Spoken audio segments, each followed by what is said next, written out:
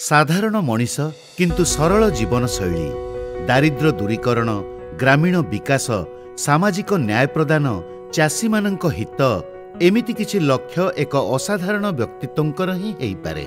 जीवनर प्रतिटी मुहूर्त लोकंकर विकास और सेवारे निर्भीक भावे से निजको समर्पित करथिले। से आउ केही नुहंती बरं आम माटीर सुयोग्य संतान श्री चरण सिंह अटंती। 1902 मसीहारे उत्तर प्रदेशर मीरठ जिल्लारे जन्मग्रहण करती श्री चौधरी चरण सिंह। चाषी परिवार रे तांकर जन्म। उच्च शिक्षित हेबार स्वप्न को पूरा करी चाषी मानक समस्या को गुरुत्व देई सेमानक हक लगी लढ़िबा तांकर मूल मंत्र थिला। आर्य समाजर आदर्श रे अनुप्राणित होई सामाजिक संस्कार पई तांकर अवदान एवं भारतर स्वाधीनता पई महात्मा गांधी प्रेरित मार्ग रे ब्रिटिश मानक विरुद्ध रे एक संग्रामी भावे लड़िथिले।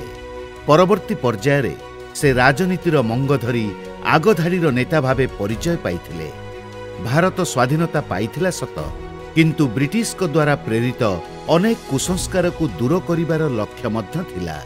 जेमिति कि जमीदारी प्रथा माध्यम रे चाषी मानकु शोषण एवं एही प्रथा को उच्छेद करिथिले चरण सिंह।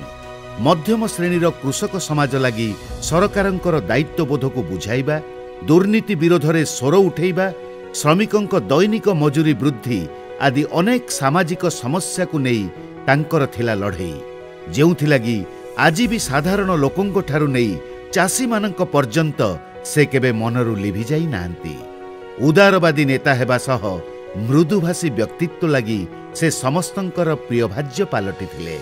श्री चरण सिंह द्वारा गठित लोकदल अनेक राजनीतिज्ञ को आकर्षित करिथिला। जनसाधारणक पई निजको समर्पिथिबा अनेक नेतांक मध्यरु बिजू पट्टनायक थिले सेही अन्यतम व्यक्तित्व जे तत्कालीन प्रधानमंत्री चरण सिंह संस्पर्श रे आसिथिले।